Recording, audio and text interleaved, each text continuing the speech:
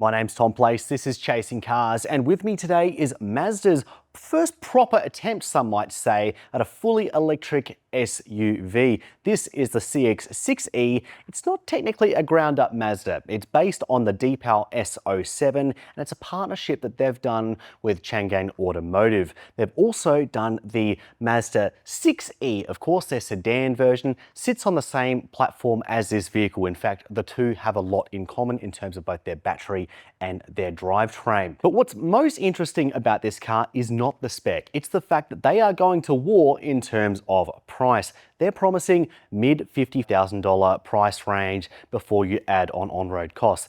If that comes to be, that's likely going to undercut the Tesla Model Y, which starts at about 58. So they really are playing hardball with this new model. Official price and specification will be released closer to its release in Q3 of this year. But for now, we're going to take a look at this vehicle inside and out and give you our first impressions. Chasing Cars, honest reviews of your next car. Brought to you by Budget Direct.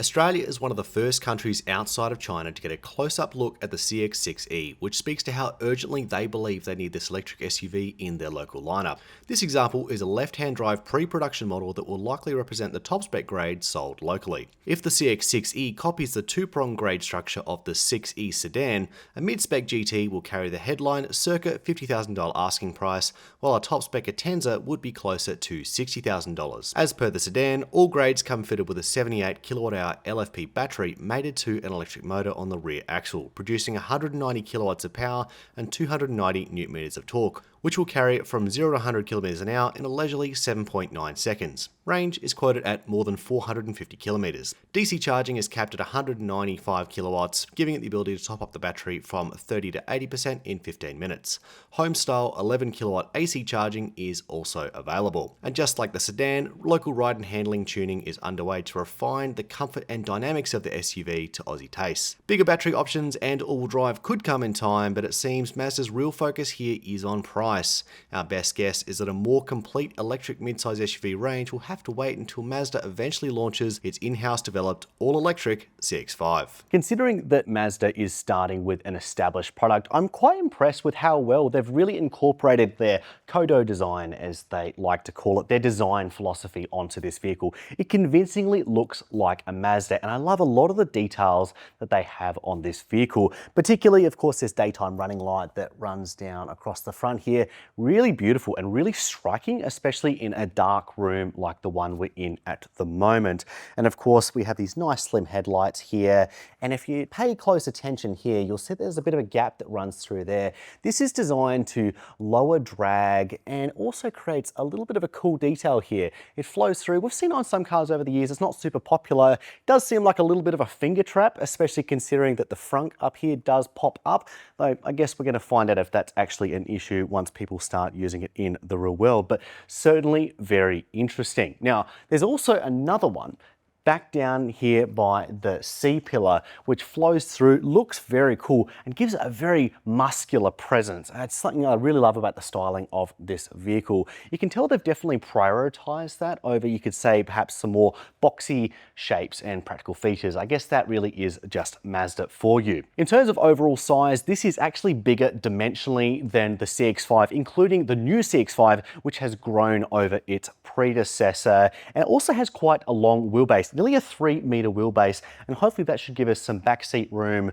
as we'll check when we jump in there in just a second. But it is quite a big vehicle, but it doesn't look imposing. It sits nice and low, and that does make it look kind of nice and sleek. I'm a bit of a fan, actually. Jumping into the interior of the CX-6e now, and we do have a very different Mazda in here. I've only recently been jumping into the partnership vehicles with Changan today, and so it is kind of interesting to see the bits that are Mazda and the bits that are definitely not. This steering wheel, for example, does feel very Mazda in the hand. Of course, we've got the new logo across here, though the switchgear here, that doesn't feel very Mazda at all, especially compared to the new CX-5. So interesting point of difference.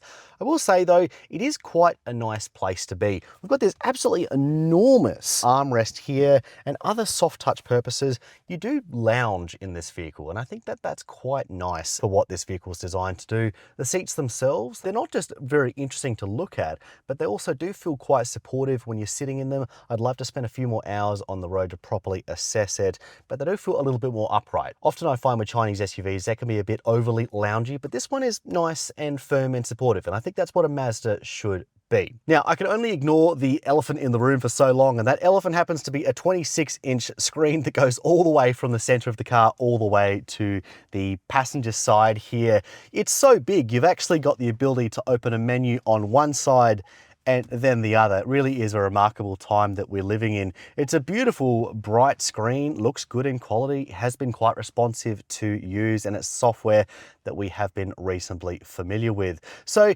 it's a nice system here. I'm not sure I 100% love the implementation. It feels like it's facing a little bit away from the driver. I'm of course sitting in a left-hand drive example, so hopefully they'll keep the screen at that sort of angle, I suppose, though they'll have to shift it all the way across there to move the steering wheel. Now, we are missing a digital driver's display. I suppose they figured they had enough screen already in this car, though we do have a heads-up display, so I don't think that's of any huge consequence. In terms of stereo, here's another crazy number, 23 speakers in this car.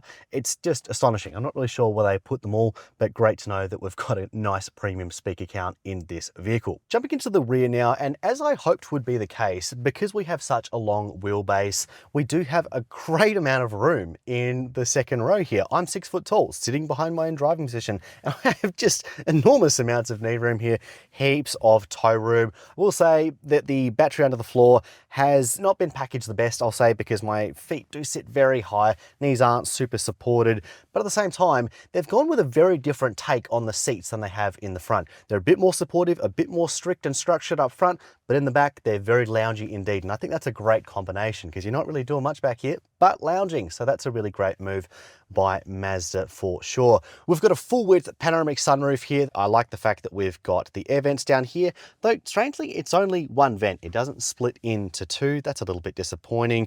We do have some USB points. We do have separate climate control here. So that's a nice touch, though they probably could go a little bit further. Now, because we have that flat battery across the floor, we also have the ability to accommodate 3 people across, and I do think we actually have the width of the center seat to do so as well. So overall, a pretty good back seat. Coming around to the boot here, you can see the continuation of Mazda's design on this one. It's a bit more coupy than something like a CX-5, which is a bit more traditional in their lineup, but it does look good nonetheless.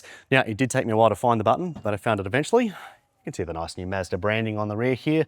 Looks nice and crisp, and we open up the hatch to reveal a 468-litre boot.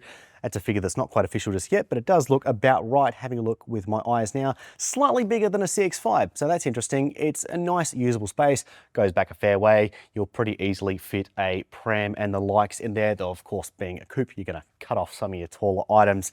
And of course, this is an electric vehicle, so it's pretty unlikely that you're gonna find a spare wheel under here, but nevertheless, a decent amount of space. Today has been our first time getting hands-on with the Mazda CX-6e, not CX-6e. It's starting to get a little bit confusing with all the alphanumericals in Mazda's range, but nevertheless, I'm glad this one has decided to join it. It fills a really important gap for Mazda, especially with all their impending emissions fines. They need to get more electrified vehicles in their range and on the road if they want to keep those down. And I do think that it's a good idea what they've presented here. It isn't a specs monster. It's not blowing you away with it 0 to 100 times, but it might just be affordable. And if it can undercut the likes of the Model Y and then show itself to be a competent vehicle, I think it does have a good chance of doing well here in Australia, especially with the familiarity of the Mazda branding. But what do you guys think? Is this a vehicle that you're excited about? Do you like its philosophy on price over specs? Let me know in the comment section down below. Stay tuned because eventually we're going to get behind the wheel of this thing. But for now, that's all. Thank you so much for watching Chasing Cars.